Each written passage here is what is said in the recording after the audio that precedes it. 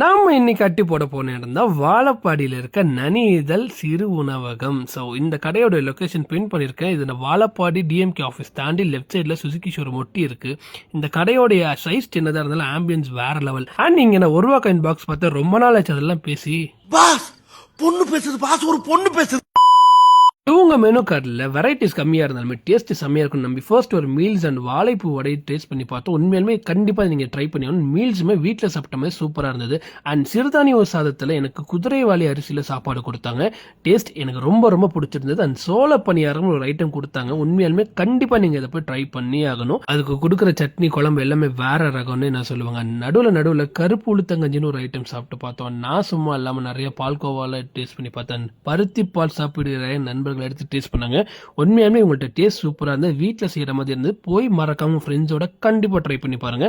And மறக்காம நம்ம அட்டி பாசிட்டிவா ஃபாலோ பண்ணிக்கோங்க. தேங்க்யூ.